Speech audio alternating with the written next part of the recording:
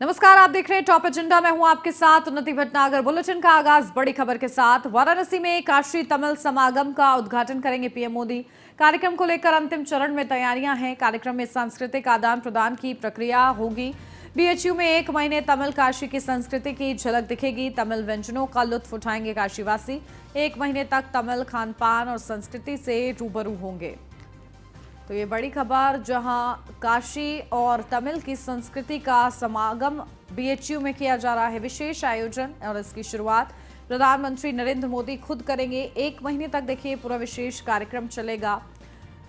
तो वहीं इस दौरान जो काशीवासी हैं, जो तमिलवासी हैं, वो भी एक दूसरे की संस्कृति से, भारतीय संस्कृति से रूबरू हो पाएंगे।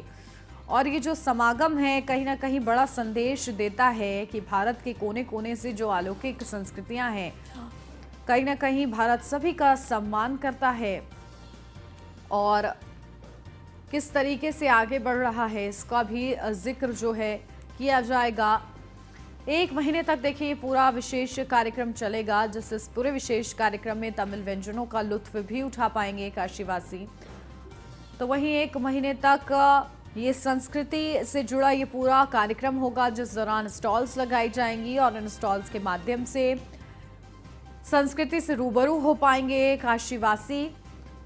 कार्यक्रम को लेकर अंतिम चरण में तैयारियां हैं, क्योंकि आज प्रधानमंत्री नरेंद्र मोदी का आगमन होगा काशी में और वो इस कार्यक्रम की शुरुआत करेंगे और वो भी एक अलौकिक जो झलक है वो देख पाएंगे। बीएचयू में देखिए पूरा कार्यक्रम आयोजित किया जा रहा है, जहां तमिल व्यंजनों का लुत्फ भी उठाएंगे काशीवासी। और देखिए पूरा ये विशेष कार्यक्रम बेहद ही खास तरीके से आयोजित किया गया है। 1 महीने तक ये पूरा कार्यक्रम चलेगा।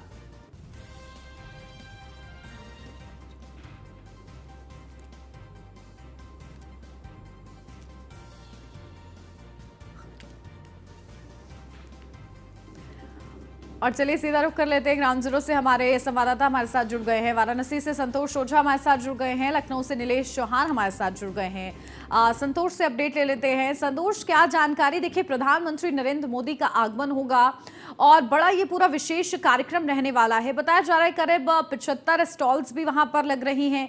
क्या कुछ उस कार्यक्रम में 1 महीने तक खास रहेगा, क्या उसकी झलक रहेगी, उसके बारे में क्या जानकारी?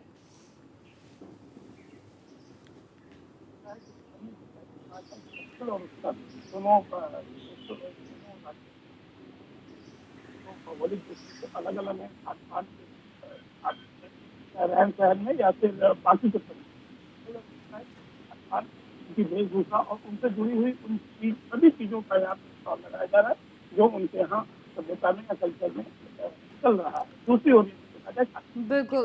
तो काशी के साथ भी कुछ ऐसी ही बात होगी। निश्चित तौर पे काशी में वो सारी बातें हैं जिनको लगातार इस बात को ध्यान में रखा गया है कि जो काशी आए उसे एक नया जो धार्मिक आस्था है, या ये कहा जाए कि जो धर्म की यहाँ पे परंपराएं रही हैं, ये जो धर्म की जो यहाँ पे चलती है, उनसे वो रूबरू हो सके। यही वजह है कि चाहे वो सांस्कृतिक कार्यक्रम हो, खान पान के कार्यक्रम हो या फिर और दूसरे कार्यक्रम हो, उन सबों पे पूरा पूरा ध्यान दिया गया है और स्टॉल के माध्यम से उन चीजों को समझाने का प्रयास किया गया है। दूसरी ओर यदि देखा जाए तो चाहे वो विश्वविद्यालय का एमपी थिएटर का मैदान हो या फिर दूसरे जगह पे हो, बुनकर सेंटर और ये तमाम बातें, इन सब जगहों पे ये जो सबसे खास बातें होंगी वो खास ये होगी कि निश्चित तौर पे ये कहा जा सकता है कि जो वहां के प्रतिनिधि होंगे, जिनकी संख्या लगभग 3000 के आसपास होगी, वो बनारस के खास करके काशी के संस्कृति को समझने में एक सहायक होगा।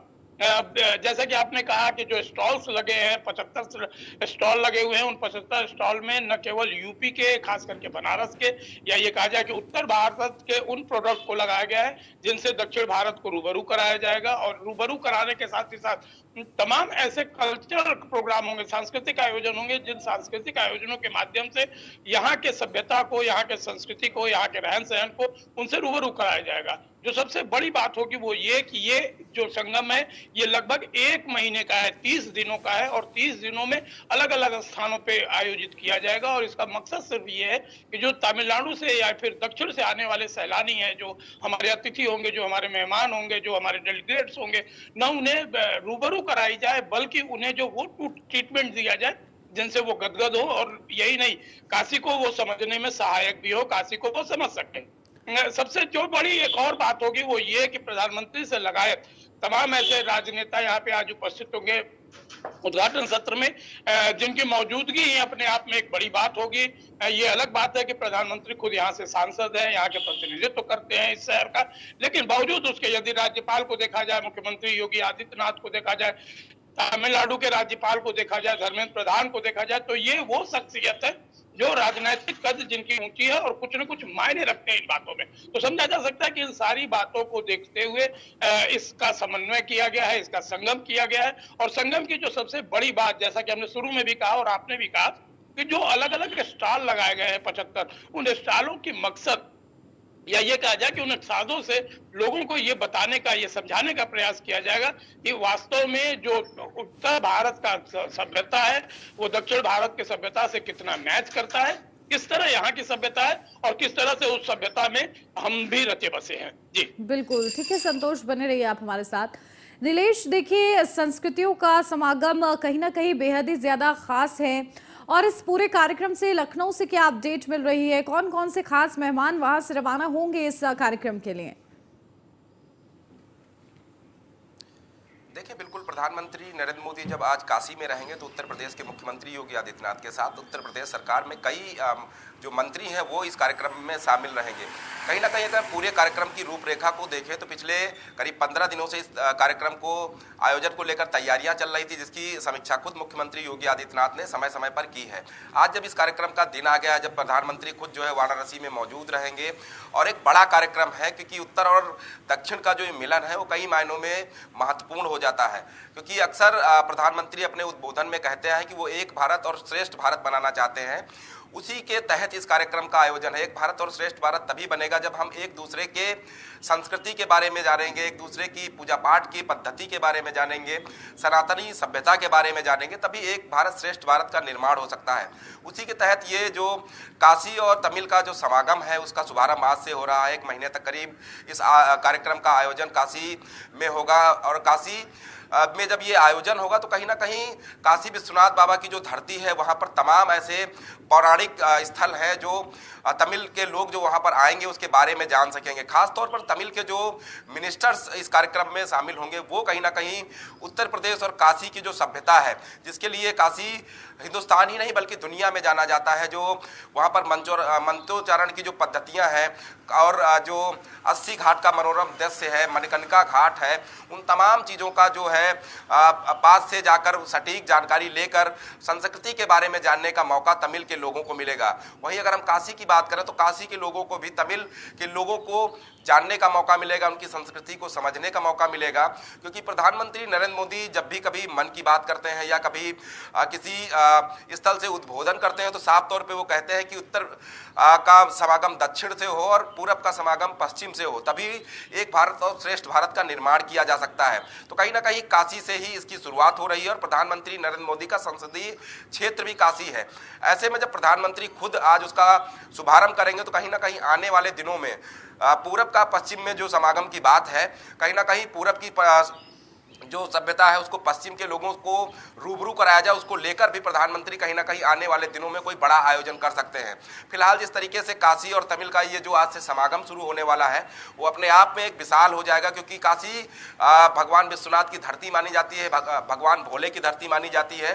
तमाम साधु संतों का वहाँ पर समागम हमेशा रहा है। देश विदेश से जो सैलानी हैं वो काशी की सभ्यता को जानने के लिए आते रहे हैं। ऐसे में जब तमिल के लोग आएंगे, क्योंकि तमिल में भी तमाम ऐसे पौराणिक और धार्मिक स्थल हैं, चाहे हम रामेश्वरम की बात कर लें या फिर दूसरे जो पौराणिक स्थल हैं जिनको कहीं ना कहीं सनातनी सभ्यता को जानने वाले और मानने वाले लोग जो है अपने प्रमुख तीर्थ स्थलों में से एक गिनते हैं। तो ऐसे में जब दो जगहों की मिट्टी का मिलन होगा, दो जगहों की अलग अलग भावनाओं का मिलन होगा, दो जगहों की अलग अलग पूजा पद्धतियों का मिलन होगा, तो कहीं ना कहीं वो अपने आप में अलौकिक हो जाएगा। कहा जाता है कि काशी की जो सुबह होती है वो अपने आप में अलौकिक होती है, जब गंगा के किनारे आरती होती है और जो गंगा के किनारे के जो घाट है वो कहीं ना कहीं वहाँ पर जब घंटी बजती है और आरती होती है तो वो दृश्य काफ़ी अलौकिक होता है। उस दृश्य का आनंद लेने के लिए, उन पौराणिक मान्यताओं को समझने के लिए हिंदुस्तान ही नहीं बल्कि विदेश से भी लोग आते हैं और सुबह सुबह काशी के घाटों पर निकल जाते हैं। ऐसे में जब तमिल के लोग काशी में मौजूद रहेंगे तो कहीं ना कहीं उनको भी उस पौराणिक और अलौकिक जो दृश्य है उसका मनोरम दृश्य सामने से देखने को मिलेगा। और कैसे काशी की भव्य आरती होती है, कैसे माँ गंगा की आरती होती है, कैसे भगवान भोले को प्रसाद चढ़ाया जाता है, कैसे भगवान भोले की आराधना की जाती है, उन तमाम चीजों को पास से जानने का मौका मिलेगा। उसके अलावा बनारस हिंदू विश्वविद्यालय में जब इस कार्यक्रम का आयोजन होगा तो कहीं ना कहीं बनारस हिंदू विश्वविद्यालय भी अपने आप में तमाम उन इतिहास को समाये हुए है, जिसको तमिल के लोग जब वहां पर मौजूद रहेंगे तो उनको जानने का मौका मिलेगा। इतिहास के पन्नों को ही देखा जाएगा और संस्कृति की ये जो झलक है वो वाकई अलौकिक रहेगी। आप दोनों का ही बहुत शुक्रिया खास जानकारी